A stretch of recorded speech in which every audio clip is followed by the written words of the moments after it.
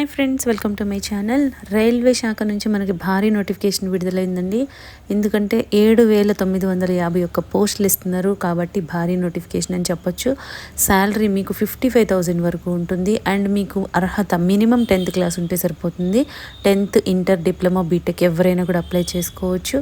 And దీనికి ఎటువంటి interview లేదు, ఓన్లీ ఎగ్జామ్ కండక్ట్ చేస్తారు.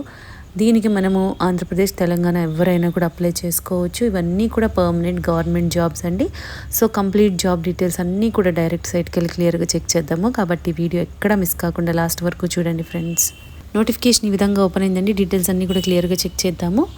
Government of India ministry of railways కింద పనిచేస్తున్నటువంటి రైల్వే రిక్రూట్మెంట్ బోర్డ్ ఆర్ఆర్బీ నుండి మనకి నోటిఫికేషన్ రిలీజ్ అయింది. ఇది సెంట్రలైజ్డ్ ఎంప్లాయ్మెంట్ నోటీస్ అనమాట.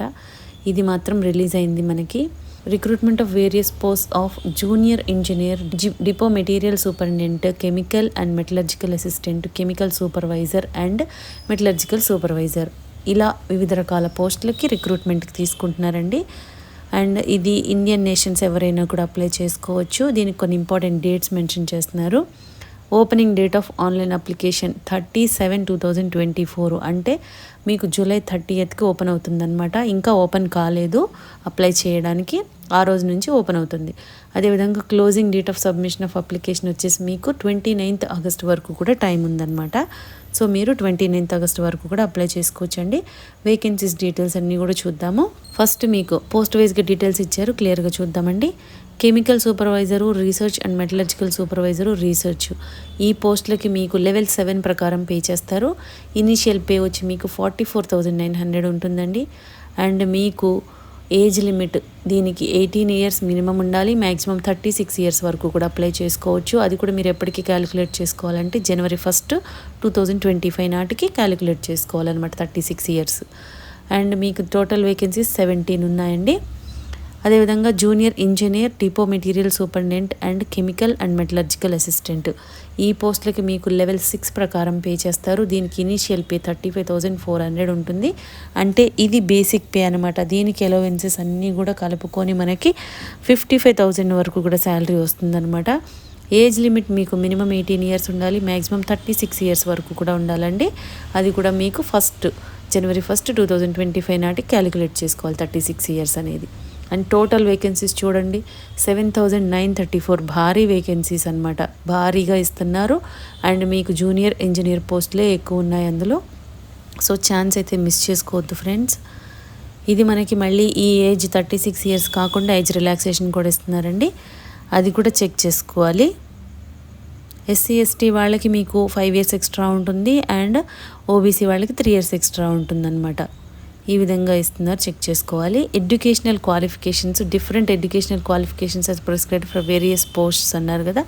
అంటే ఇప్పుడు మనకి పోస్ట్ని బట్టి జూనియర్ ఇంజనీర్ పోస్ట్కి బీటెక్ వాళ్ళు ప్రిఫర్ చేస్తారు, ఆ విధంగా ఉంటాయన్నమాట.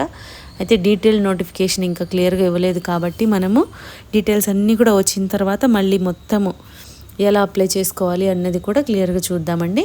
మెడికల్ ఎగ్జామ్ కూడా ఉంటుంది దీనికి. సో మీరు మెడికల్ స్టాండర్డ్స్ కూడా మెయింటైన్ చేయాలన్నమాట. ప్రిస్క్రైబ్డ్ ఫార్మాట్ ఇస్తారు, చెక్ చేసుకొని చూసుకోవాలి అవన్నీ కూడా.